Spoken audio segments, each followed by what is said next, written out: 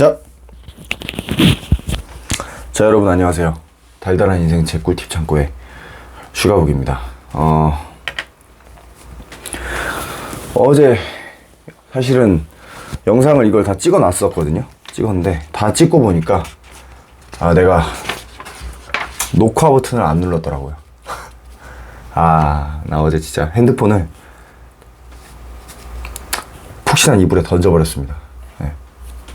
어쨌든 그래서 어제 그냥 바로 또 찍으려다가 너무 피곤해가지고 그냥 잤는데 오늘 다시 카메라를 켜게 됐고요. 자, 제가 영상을 지금 3개에 나눠서 찍고 있는데 원래 보통은 뭐 책 한 권에 영상 뭐 하나나 2개 정도 나눠서 찍으면 되는데 요거는 이제 부득이하게 또 3개로 나누게 됐어요. 근데 나눈 이유가 첫 번째로는 뭐 영상이 좀 길어져서 그런 것도 있는데 두 번째로는 제가 찍다 보니까 요 제목이 이거거든요. 잘 보이실지 모르겠는데 자, 제가 이제 소개할 파트가 책에서 비관주의의 유혹이라는 파트인데 이 파트가 영상을 따로 할애해가지고 하나 할애해가지고 만들어도 만들 만들만한 가치가 있는 주제이기 때문에 제가 이렇게 나누게 됐습니다. 혹시 아직 책을 안 보셨거나 아니면 우연히 이게 이 영상이 뭐 어떤 분한테 뜰지 모르겠지만 알고리즘 때문에 이 영상이 이렇게 떠서 우연치 않게 들어오신 분들도 계실 텐데 제가 봤을 때는 이 주제 하나만 오늘 그거 듣고 가도 앞으로 살아가는 데 있어서 진짜 많은 변화가 있을 거라고 생각되는 주제입니다, 이게. 그러니까 기대하셔도 좋고요. 자, 여기 283페이지에 나와 있는 주제인데 제가 거두절미하고 블로그 글 보면서 한번 좀 정리를 하도록 하겠습니다. 제목이 비관주의 유혹이에요. 비관주의 유혹인데 책 285페이지에 이런 말이 있어요. 비관주의는 낙관주의보다 더 똑똑하게 들린다. 이게 사실은 이 장을 관통하는 말이거든요. 자, 읽어보겠습니다. 투자를 하는 당신이 반드시 알아둬야 할 비밀이 있습니다. 세상은 낙관주의자보다 비관주의자를 더 사랑한다는 사실입니다. 세상은 낙관주의자보다 비관주의자를 더 사랑한대. 낙관주의보다 비관주의가 더 흥미롭습니다. 낙관주의보다 비관주의가 더 자극적입니다. 낙관주의보다 비관주의가 더 현실적으로 들립니다. 그래서 세상은 언제나 비관주의자들의 목소리가 더 큽니다. 앞으로도 그럴 것입니다. 객관적이고 냉철해 보이는 비관주의자 앞에서 낙관주의자는 왠지 모르게 철이 없어 보이고 리스크를 보지 못하는 것 같은 느낌을 줍니다. 그러니까 비관주의, 아까 처음에 말했듯이 285페이지에 나와 있는 것처럼 비관주의가 낙관주의보다 더 똑똑하게 들려요, 늘. 그래서 세상은 비관주의자들의 목소리가 낙관주의자들의 목소리보다 더 커요. 늘. 앞으로도 그럴 거고. 자, 이런 말입니다. 대충 이해되시죠? 자, 책에 제가 중요한 부분 형광펜 쳐놓은 거를 여기 블로그에 올려놨는데 제가 그대로 읽어볼게요. 그렇다. 비관주의는 낙관주의보다 더 똑똑한 소리처럼 들리고 더 그럴싸해 보인다. 누군가에게 모든 게 잘 될 거라고 말해보라. 상대는 어깨를 으쓱하고 말거나 못 믿겠다는 눈빛을 보낼 것이다. 누군가에게 당신이 위험에 처해 있다고 말해보라. 상대는 두 귀를 쫑긋 세우고 당신의 입만 바라볼 것이다.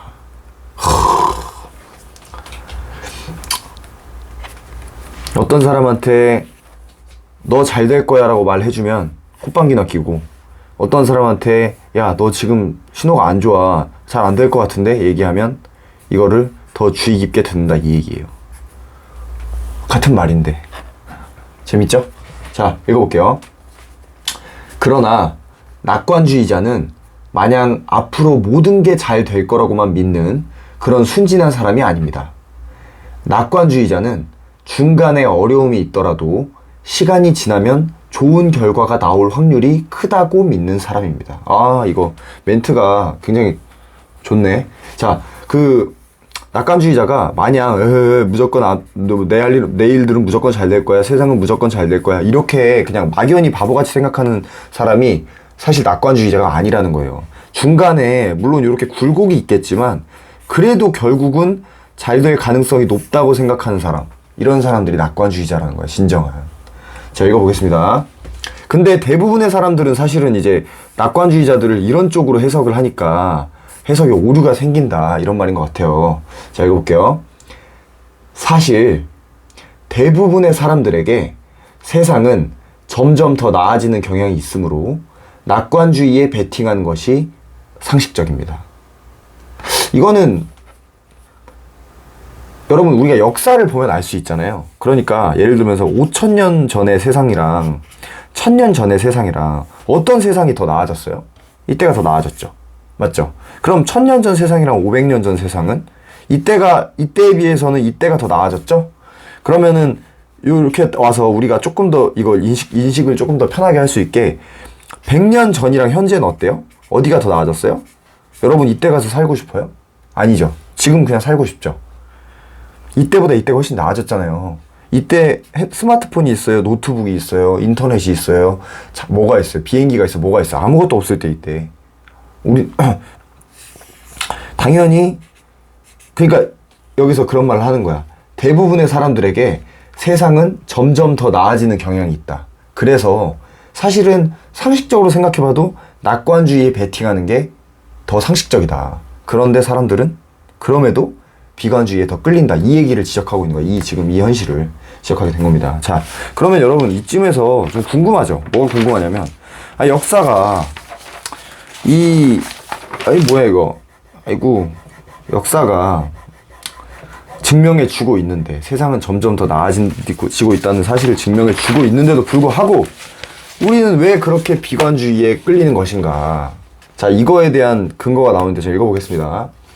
그럼에도 왜 인간은 비관주의를 더 사랑하게 된 걸까?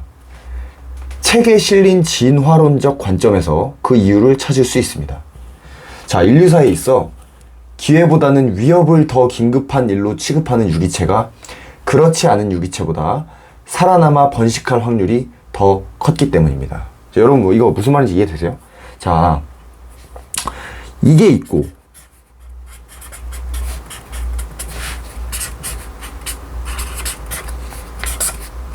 자, 인류사에서 선조들 중에 이거를 더 긴급한 일로 해석하는 선조들이 있었고, 기회를 위협보다 더 긴급하게 해석하는 선조들이 있었어요. 자, 이거 예를 들어서 여러분 이게 보세요. 자, 땅바닥에 우리 선조들인데 이렇게 버섯이 자라고 있어.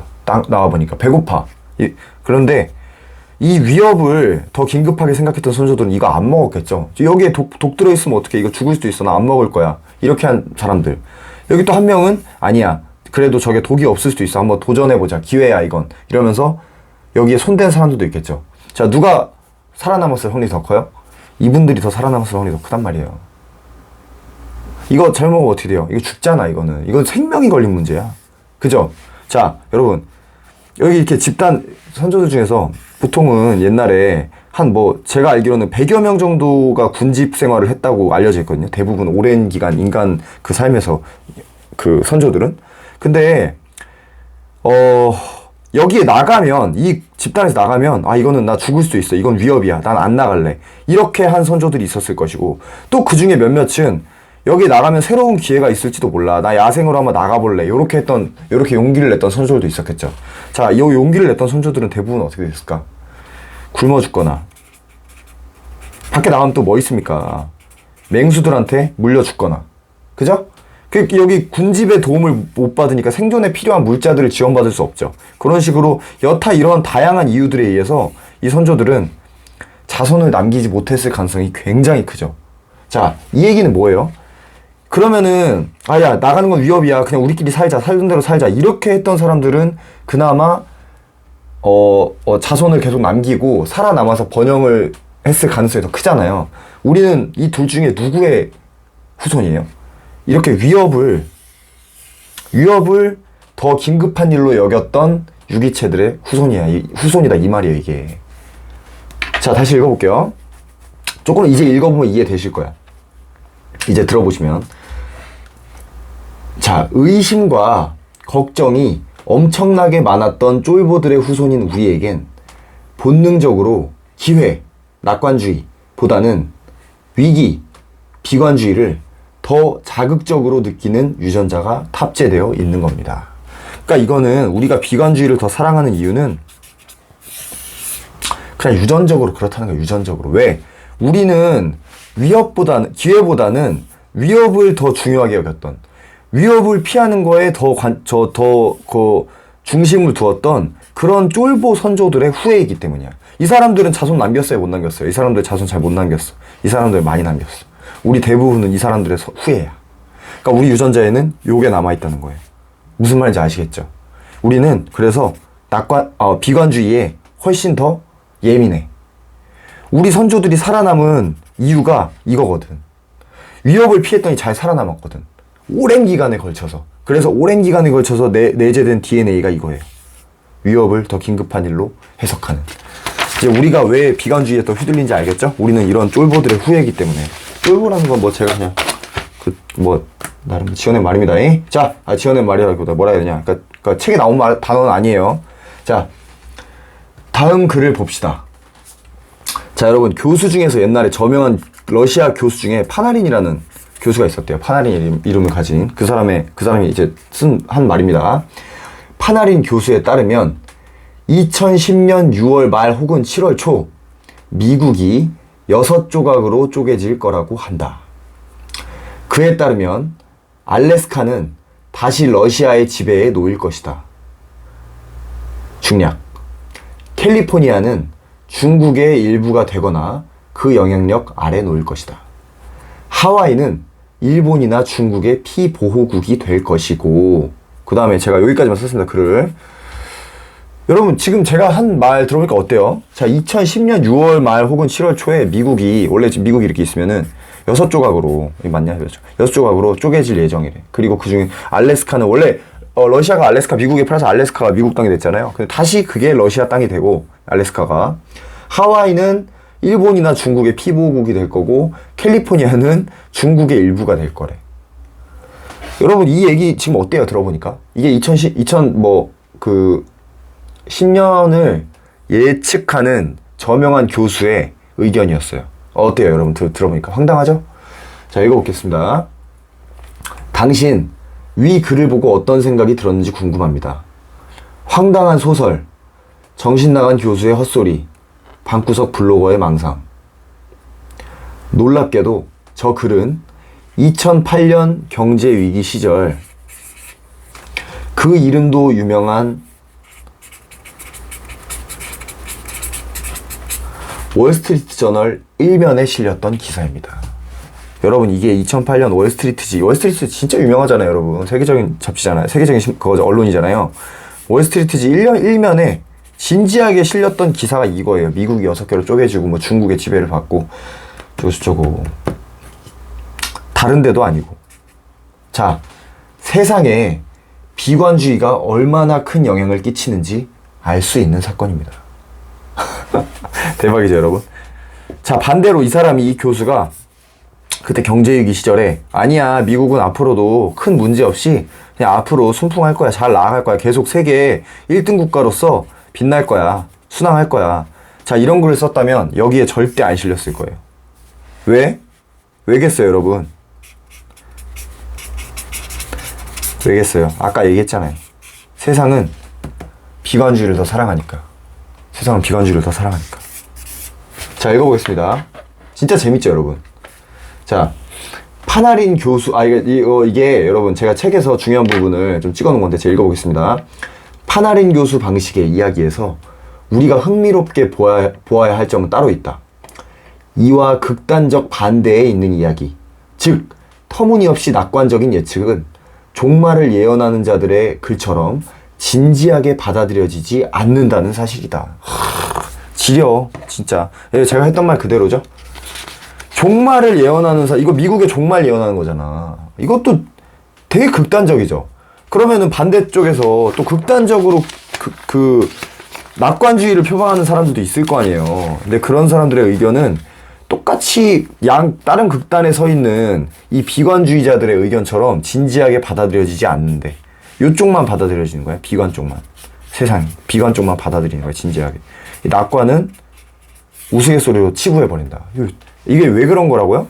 이게 기저를 살펴보면은 진화론적 관점에서 유전과 관련이 돼 있다. 유전과. 그러니까 이거는 쉽게 얘기하면 이거의 본능과 관련이 돼 있다. 우리 인간의 그냥 이 태어날 때부터 새겨져 있는. 자, 이 말입니다. 자, 읽어볼게요. 인류사 최대의 발명품 중 하나인 비행기. 사실 비행기의 업적은 라이트 형제가 그것을 발명하고 5년이 지나서야 세상에 알려지기 시작했습니다. 여러분, 처음에 하늘에 이 육중한 그 비행기가 이렇게 날 거라고 사람들이 상상을 못했을 거 아니에요? 상상을. 어느 날 날았어. 그러면 이거 엄청난 사건이죠. 세상이 뒤집어질 정도의 사건이잖아요. 왜냐면 이게 여러분, 그거 책에도 나오는데 이 비행기 발명 하나가 인류의 역사를, 아예 인류사를 다시 새롭게, 이건 이 인류사는 비행기 발명 전과 후로 나뉠 정도로 이게 진짜 별걸 다 일으켰거든요. 뭐 세계대전에도 엄청난 영향을 끼치고 그 세계화에도 엄청난 영향을 끼친 게 사실 이 비행기예요. 이 정도로 대단한 발명품인데 이게 나왔는데 실제로 실현이 됐는데 이게 비행기가 만들어지고 5년이 지나서야 이게 세상에 가까스로 알려지기 시작했대. 그 알려진 것도 되게 부정적인, 비관적인 이유로 알려지기 시작했던 거거든요. 책에 나오는데 사람이 비관주의랑 다르게 낙관주의는 약간 그 뭐라고 해야 될까요? 좀 그 현실로 받아들이는데 좀 시간이 걸리는 경향이 있어. 잘 받아들이려 하지도 않고. 자, 읽어볼게요. 사람들은 이 정도로 세상을 바꿀 발명품이 등장했다는 낙관을 도저히 믿을 수 없었습니다. 인간이 하늘을 날 수 있다는 낙관을 받아들이는 데까지는 꽤 오랜 시간이 걸렸던 겁니다. 비관과 달리 낙관이 사람들의 마음에 자리 잡기까지는 시간이 필요합니다. 자, 읽어보겠습니다. 최고의 신문 중 하나로 평가받는 워싱턴 포스트지의 1909년 기사를 하나 봅시다. 자, 워싱턴 포스트지에 실제로 실렸던 기사입니다. 읽어보겠습니다. 상업용 화물기 같은 것은 절대로 나오지 않을 것이다. 화물차는 계속해서 그 육중한 무게를 참을성 많은 지구 위로 느릿느릿 끌고 갈 것이다. 1909년에 워싱턴 포스트지가 강력한 예언을 하나 합니다. 뭐예요? 상업용 화물기, 짐 실어가지고 이 나라에서 저 나라 옮기고 막 이 땅에 저 땅 옮기는 그 상업 화물기 있잖아요. 절대 안 나올 거예요. 절대. 아마 그때 왜 안 나온다고 했을까요? 나와도 그 실효성이 별로 없거나, 예를 들면 기름이 너무 많이 들어가가지고 이거는 도저히 할 수가 없다. 뭐 이런 이유 때문에, 아니면 뭐 과학적인 이유 때문에도 뭐 그렇게 더 무거운 짐을 실어야 되니까 이거는 절대 나오지 않는다. 이렇게 확신을 했어. 자, 그런데 이 기사가 나오고 불과 5개월 후 첫 화물기가 하늘을 가르며 운송을 시작했습니다. 워싱턴 포스트지, 그 저명한 워싱턴 포스트지가 이 확신에 가득 찬 예언, 호언장담을 하고 나서 불과 5달 후에 상업용 화물기가 하늘로 뜨기 시작한 겁니다. 자, 비관의 배팅은 이번에도 빗나갔던 것입니다.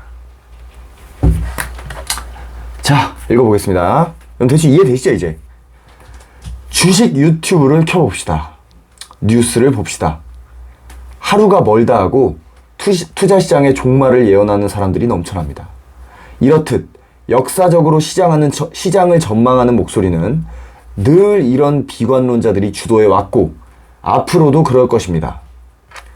정작 그들이 활동하는 주식시장은 지난 100년간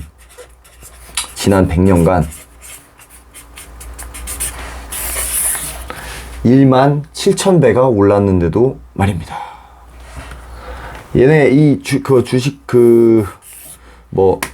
TV에 나오는 주식 전문가분들이나 주식 유튜버분들이 매일 좀 시장이 안 좋아질 거다, 앞으로는 진짜 어려워질 거다, 뭐 그런 얘기들이 엄청 많고, 심지어 극단적으로 앞으로 세상이 좀 진짜 뭐 난리 날 거다, 뭐 그런 게 많잖아요. 되게 뭐 중국이 붕괴하고 어쩌고저쩌고 하면은 뭐 또 경제 위기가 엄청난, 지금까지는 상상도 못했던 경제 위기의 폭풍이 닥치고 이런 말들을 하잖아요. 근데 제가 책에 여기 글은 안 썼는데 책에 보면은 실제로 이런 목소리가 안 나왔던 시기가 한 번도 없었습니다. 이런 극단적인 종말과 비관의 목소리가 시장에 나오지 않았던 적은 한 번도 없었고요. 그동안 인류 역사상 계속 이런 것들이 있었어. 근데 주식 역사상 계속 이런 일들이 있었는데 이런 글들, 이런 그 목소리들이 쌓이고 쌓여서 지금 오늘까지 왔잖아요. 그동안 정작 현실은 이들의 이 예언과는 다르게 현실은 주식이 17,000배가 올랐대. 그동안 얘네들이 이렇게 걱정하는 사이에 여러분 그 비관주의와 낙관주의의 이 비중 차이를 아시겠죠? 실제로는 이건데 아직도 인정을 못 받고 있는 게 낙관주의야. 이런 거예요. 우리도 사실 저도 책을 읽기 전에 이런 거를 생각해 본 적이 없어요. 저도 이 장을 읽기 전에. 이 장을 읽고 나서 좀 생각하게 된 거예요. 자, 그 책에 나온 글 읽어볼게요. 비관주의를 중심으로 이야기를 만들어내기가 쉬운 이유는 따끈따끈한 최근 이야기가 더 많기 때문이다. 반면 낙관적 이야기는 역사와 발전을 길게 보아야 한다. 여기까지만 오케이. 자 읽어보겠습니다. 작가 매트 리들리는 자신의 책 이성적 낙관주의자에 다음과 같은 글을 남겼습니다. 여러분 이걸 되게 재밌습니다. 읽어볼게요. 세상이 앞으로도 계속 점점 나아질 거라고 말하면 정신 나간 황당한 사람으로 간주된다. 반면에 재앙이 곧 닥칠 거라고 말하면 메가더 재능상을 받거나 심지어 노벨 평화상을 받을 수도 있다. 세상이 다 낙관주의적으로 얘기하면은 좀 모자란 사람, 정신 나간 사람 취급받고, 비관주의적으로 얘기하면은 세상으로부터 상을 받을 수도 있다. 노벨 평화상을. 자, 한 번 더 강조하겠습니다. 세상은 낙관주의보다 비관주의를 더 사랑합니다. 앞으로는 낙관주의의 시각에도 반대쪽과 같은 양의 관심을 가져봅시다.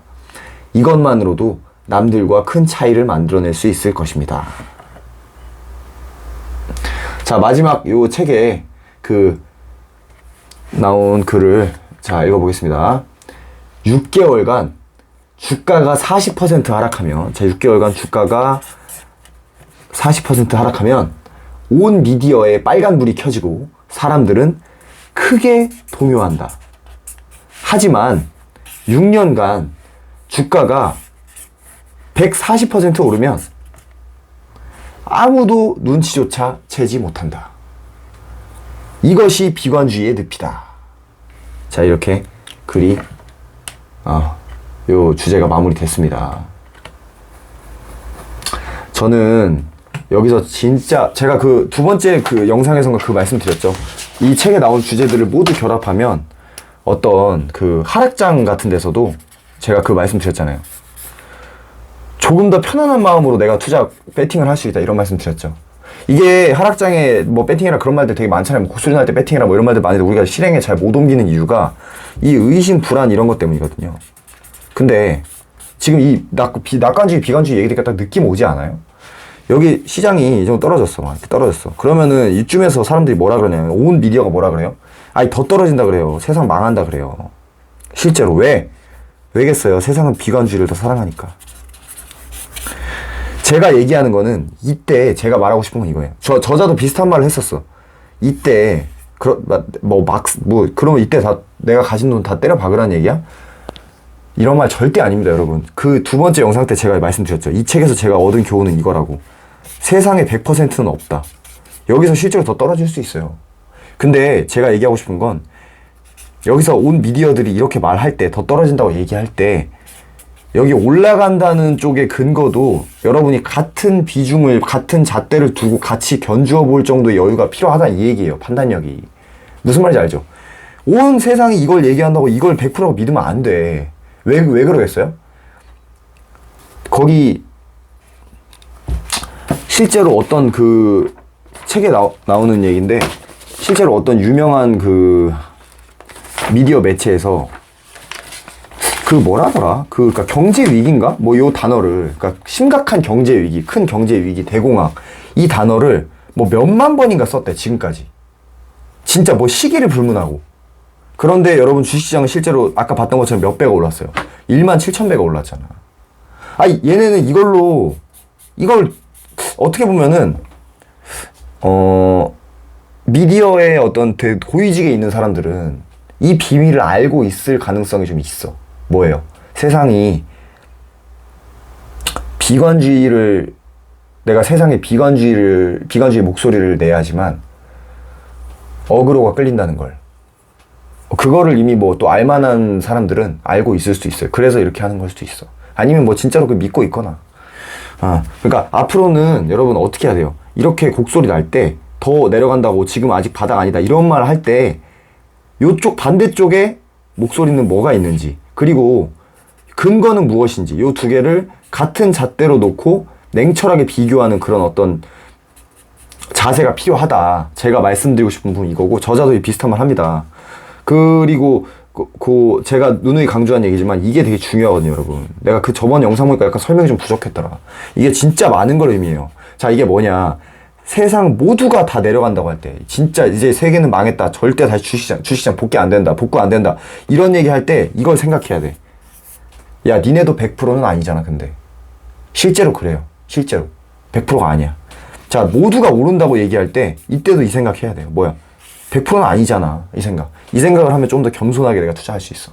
무슨 말인지 아시죠? 그러니까 여기에다가 낙관주의 얘기, 뭐 그 전에 뭐 사람들은 나랑 전혀 다른 게임을 하고 있다는 얘기, 이런 것들을 복합적으로 종합하면 내가 투자에 있어서 어떤 태도로 투자를 임해야 되는지 대충 각이 나와요. 각이. 저는 그래가지고 이 책이 되게 대단한 책이라고 생각하거든요. 자, 여기 지금 마지막에 또 글이 있는데 요거를 좀 읽고 마치도록 하겠습니다. 마치며 제가 이 글을 다 쓰고 그 느낀 소회를 여기다 블로그에 적어놨어요.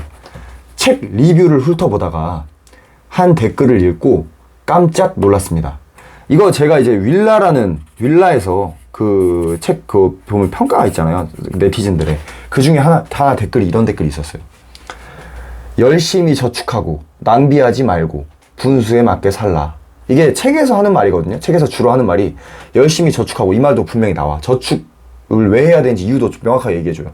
열심히 저축하고 낭비하지 말고 분수에 맞게 살라. 이 책에서 강조하는 이 말은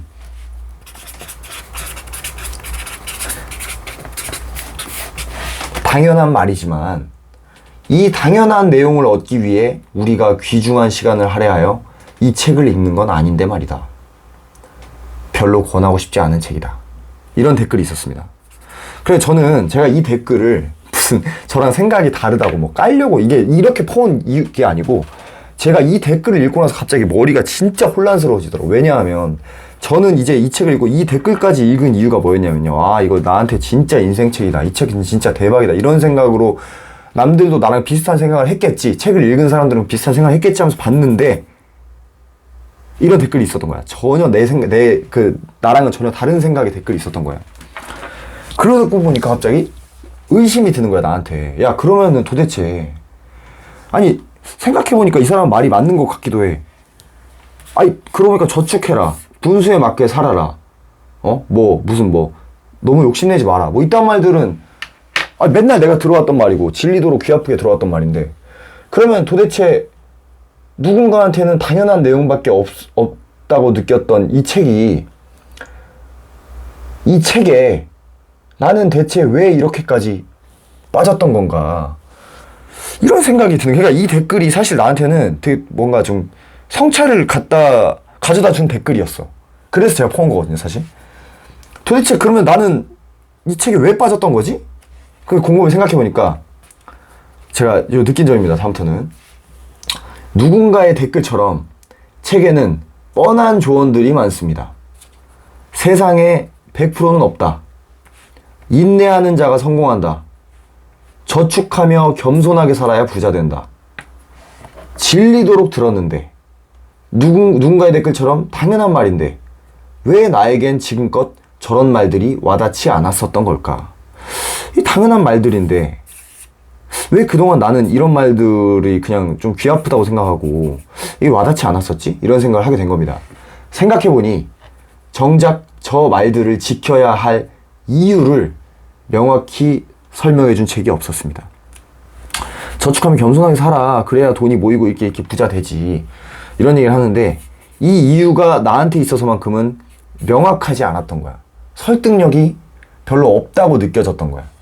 자, 왜 설득력이 없다고 느껴졌을까요? 그 이유가 또 나옵니다. 도대체 왜 저축하며 이거 제가 속으로 했던 생각이에요. 도대체 왜 저축하며 살라는 거야? 이게 언제적 얘기야? 그렇게 안 하고 성공한 사람들도 많아. 그리고 요즘은 저축이 아니라 투자를 해야 되는 시대지. 이런 생각을 하고 있었던 거예요. 여러분도 비슷한 생각 하셨던 분들 많죠? 아이, 요즘 누가 저축해. 다, 수익, 이자도 낮고, 통장에 넣어놔봐야 얼마 되지도 않는데, 이자가. 그러니까, 공부해서 주식 투자하고, 그거 하고 해야지. 근데 여기 저자는 실제로 뭐라고 얘기하냐면, 충분한 양의 돈을 저축하고, 약간 그냥 단순하게 얘기하자면 그냥 소액으로 주식하고, 내가 감당할 수 있을 정도로만 하고, 밤에 잠 잘 잘 수 있을 정도로만 하라. 뭐 이런 말 많이 해요. 그리고 소비 줄이고, 그래야 부자 된다. 뭐 이런 식이거든. 되게 그냥 이런 얘기거든요, 결국은. 되게 좀 되게 진부한 얘기들. 실제로 세상엔 저 말들을 조롱이라도 하듯 수많은 반례가 떠돌아다닙니다. 세상엔 인내하지 않고 잘 사는 사람도 있고, 짧은 기간 코인 투자로 벼락부자가 된 사람도 있고, 저축 안 하고 펑펑 쓰면서도 잘 사는 사람도 있으니까요. 현실이 이러니 저런 말들이 가슴 깊이 다가오지 않았던 게 당연합니다. 이 책은 저 당연한 말들을 지키며 살아야 할 명확한 이유들을 섬세하게 가르쳐 줍니다. 저자가 제시하는 날카로운 이유들이 저로 하여금 당연한 말조차 당연하지 않게 느껴지도록 만들었습니다. 이것이 제가 이 책에 빠졌던 이유 중 하나입니다. 결국은 이거였어요.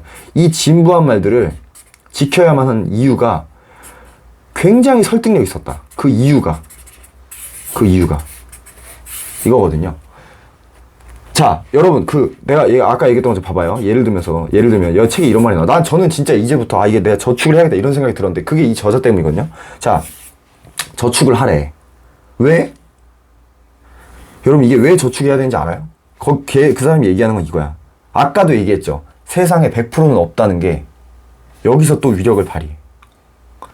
내가 어떤 걸 얘기해야 되나? 되게 미국 주식이 되게 나스닥이나 S&P나 이런 것들이 지금껏 역사적으로 봤을 때 진짜 많이 올랐잖아요. 그래서 예를 들면 지수 추종하는 QQQ에다가 내가 돈을 넣었어. 내가 여기다가 내 재산의 90%를 때려 박았어요. 오르면 땡큐지 당연히. 이거보다 좋은 게 어딨어. 내려가면 제가 얘기했잖아요. 뭐든지 100%는 없다는 게 이 책에서 얘기하는 거니까. 미래를 장담할 수 없다. 미래는 누구도 알 수 없다는 게 이 책의 주요 요지예요. 자, 근데 예를 들어 이런 게 있어. 내가 20%만 투자를 했어. 그리고 80%는 저축이 있어. 돈이 좀 많으니까 든든하죠. 내가 이때 이게 물론 QQQ가 오르면 다행인데 떨어졌어. 내 재산의 20%를 투자했는데. 아까 90% 넣었을 때는 느낌이 어때요? 이 90% 넣은 사람은 이제 더 투자도 못해, 떨어졌을 때. 자, 20% 넣은 사람은 내가 여기 저축액이 많으니까 여기서 좀 더 갖다 쓸 수 있죠. 하락장에. 찔끔찔끔 더 갖다 쓸 수 있잖아. 이 처음에 투자가 더 낮았으면 더 좋아. 더 찔끔찔끔 갖다 쓸 수 있어. 오르면 오르는 대로 좋고 내리면 내리는 대로 좋아. 더 갖다 쓸 수 있어, 여기서. 물론 이게 한없이 추락할 수도 있겠지. 근데 이것마저도 이것도 100%는 아니잖아. 그리고 보통은 여기에다가 앞으로의 미래를, 전반적인 긴 미래를 배팅하는 거는 책의 주제랑 조금 안 맞아. 책의 주제는 그래서 여기 책에서 그게 나온 거예요. 낙관주의와 비관주의. 장기적으로 봤을 때는 장기적으로 봤을 때는 떨어질 수도 있겠지만 결국은 차질이 있겠지만 결국은 세상은 점점 더 좋은 방향으로 나아갈 것이다. 그 좋은 방향으로 나아갈 확률이 더 크다. 이렇게 생각하는 게 아까 낙관주의라고 했잖아요. 자, 그래서 내가 역설적으로 부자가 되기 위해서는 아까 이거 80%, 이거 90% 느낌 오죠? 역설적으로 내가 부자가 되기 위해서는 다시 여기로 돌아가야 돼. 뭘로? 저축을 많이 해놓는 걸로. 그러니까 총알이 많아야 돼. 내 통장에, 잔고에 돈이 많아야 돼. 그래야 선택을 유연하게 할 수 있어. 어떤 상황이 오더라도. 이해되죠, 여러분? 그래서 이 사람이 저축하라고 한 거예요. 이게 너무 이유 설득력 있지 않아요? 나는 그래가지고 저축을 하라는 말이, 당연한 말이 그냥 곧이 곧대로 들리지가 않았던 거야, 나한테는. 그러니까 이런 게 근데 한두 개가 아니에요, 책에. 이런 게 한두 개가 아니야. 나는 이게 당연한 말인지도 몰랐어. 내가 이 댓글을 읽기 전까지. 아, 맞다. 저축하라는 말이 당연한 말이었지. 난 이것도 모르고 있었다니까. 그 정도로 책에 제가 많이 빠졌던 거죠. 자, 마지막이 이렇게 끝납니다. 저는 저자에게 설득당했습니다. 앞으로는 조금 더 겸손한 마음으로 인내하고 저축하며 살아가는 사람이 되고 싶습니다. 자, 글이 이렇게 끝납니다. 제가 이게 앞으로 겸손한 마음으로 인내하고 저축하며 살아가는 사람이 되고 싶다고 한 게, 내가 이게 내가 좋은 사람이 되겠다, 더 훌륭한 사람이 되겠다, 일단 그런 생각으로 적은 게 아니고, 저는 그냥 진짜 순수하게 이것 때문이었어요, 여러분. 내가 지금보다 좀 더 부자가 되고 싶어서. 부자가 되고 싶은 길이, 내가 책을 읽고 나니까 부자가 될 수 있는 길이, 안전하게 장기적으로 봤을 때 내가 망하지 않고 부자가 될 수 있는 길은 겸손한 마음으로 인내하고 저축하며 살아가는 방법밖에 없겠구나. 난 이 생각이 들었어. 그래서 결과적으로 저는 이 댓글을 쓰신 분과 전혀 다른 느낌을 받으면서 이 책을 덮을 수 있었던 거예요. 네. 물론 책 읽는 분, 이분의 의견도 충분히 근데 존중은 합니다. 존중하는데, 저는 이 댓글이 되게 고마워. 나를 다시 한번 되돌아보게 해줘가지고. 자, 그렇게 책 끝났습니다. 마지막에 무슨 또 되게 중요한 얘기를 하려고 했는데 까먹어버렸네. 네. 아무튼 이렇게 책이 끝났고요. 그러니까 여러분, 앞으로 늘 세상의 언론의 온갖 미디어에서 걱정하는 목소리가 많이 들리더라도 너무 스트레스 받지 마세요. 예. 물론 여기서 얘기한 대로 그렇게 될 수도 있지만, 세상은 지금까지 그러한 우려에도 불구하고 인간은 늘 발전해 왔어. 그리고 역사를 되돌아봤을 때 앞으로도 그럴 가능성이 높다, 이렇게 생각합니다. 예전에 제가 봤던 책 중에, 그게 아마, 아이고, 나 이렇게 하면 영상 너무 길어지나. 여러분, 또 하나만 더 얘기할게요. 갑자기 생각난 건데, 옛날에 제가 진짜 재밌게 봤던 책 중에 엔트로피라는 책이 있어요. 이게 제 기억으로는 이 저자가 책 쓴 시기가 70몇 년인가 그래요. 1970몇 년인가. 난 근데 이 책을 보고, 이게 제가 읽은 지가 거의 한 20년 됐거든요. 근데 제가 이 책을 보고 한동안 너무 무서웠어. 왜냐하면은 이게 버스 같은 게 지나가잖아요. 그러면은 무슨 생각이 드냐면, 저렇게 에너지 너무 많이 쓰면은 곧 이제 석유 고갈라고 이제 우리 다시 말 타고 다녀야 되는데, 어떡하냐. 저자가 실제로 그런 말을 하거든. 그래가지고 나는 그때만 해도 사람들이 이 책을 보고 나서, 사람들이 에너지 너무 많이 쓰는 거 아닌가, 이제 곧 망하는데 어떡하지, 이 생각에 한동안 묻혀 살았거든요. 근데 지금 20년이 지났는데 아직도 석유 많이 남아있죠. 이게 왜 그런 줄 알아요, 여러분? 지구에 묻힌 석유의 양은 변화가 없죠. 근데 인간은 이 욕심이라는 게 있잖아요. 욕심. 돈을 더 많이 벌고 싶은 욕심. 예전에는 이 생산성이 없었던 석유가 있어요. 왜냐하면 기술이 딸려가지고 어떠한 특수한 지역에 있는 모래랑 섞여 있는 석유라든지 이런 것들은 석유로 취급을 안 했어. 왜? 이거 파는데 돈이 더 들어가거든. 이거 파는데 이 석유 파낼 돈보다 돈이 더 들어가. 그러니까 안 하지, 이거를. 근데 인간의 욕심이 역설적으로 기술의 진보를 불러와요. 예를 들면 석유값이 올라. 그러면 이거 석유값이 엄청나게 올랐어요. 막 10배가 올랐어. 그러면 이 모래랑 섞여 있는 석유들 이거 다 빼가지고, 모래 빼가지고 내가 내 돈 들여가지고 석유 이렇게 정제를 하면, 그렇게 해서 갖다 팔아도 돈이 남아. 많은 돈이 남아. 그럼 그때부터 이거 석유 생산성 있지. 그때부터는. 이거 돈 되지. 그럼 하는 거야. 근데 어떻게 돼요? 얘네도 이거 파는데 들어가는 단가를 줄이고 싶을 거 아니야. 그러니까 그때 기술의 발전이 올라가. 그래서 요즘은 어떠냐면요, 여러분. 요즘도 석유 겁나게 쓰잖아요. 근데 연비가 옛날에 비해서 일단 차량 연비부터가 옛날이랑 비교도 안 되게 좋아졌어요. 거기다가 이 파는 이거 시추해내는 기술도 굉장히 좋아져가지고 예전보다 훨씬 적은 에너지를 써서 석유를 시추할 수 있게 됐어. 그리고 요즘은 전기차도 나왔죠, 심지어. 그죠? 그러니까 세상에 70년대 이 저자가 봤을 때는 곧 세상이 망할 것 같았어. 이 사람이 진지하게 이 얘기를 썼어요. 난 이거에 완전 설득당했었거든. 근데 인간의 욕심이 기술의 발전을 불러오면서 지금까지는 인류는 계속해서 진보해 왔다. 이게 결론이에요. 그러니까 두 개 중에 어디에 배팅하는 게 좋겠어요, 여러분? 세상이 망한다. 앞으로 인간은 어려움을 헤쳐나가, 이번 어려움도 헤쳐나가고 더 발전할 것이다. 인간의 욕심이 그렇게 만들어줄 것이다. 여기에 배팅하는 게 좀 더 합리적이지 않나. 자, 이런 생각을 합니다. 그래서 앞으로 다가 또 뭔가 하락장도 오고 어려움도 있을 거 아니에요. 그때마다 오늘 여기 지금 들었던 내용들을 이렇게 반추하시면서 좀 투자에 대한 새로운 시각을 가지고 이성적인 판단을 해서 많은 돈을 여러분들이 벌었으면 좋겠다. 저를 포함해서 그런 생각을 한번 해봅니다. 여러분, 제가 지금 구독자가 6명인데요. 구독자 10명이 지금 목표인데, 혹시라도 이 영상 끝까지 보신 분들이 있다면은, 구독 한 번만 눌러주시면 감사하겠습니다. 뭐 댓글도 달아주시면 너무 고맙고요. 자, 여러분, 오늘은 요 돈의 심리학, 요 책에 대한 리뷰를 해봤습니다. 자,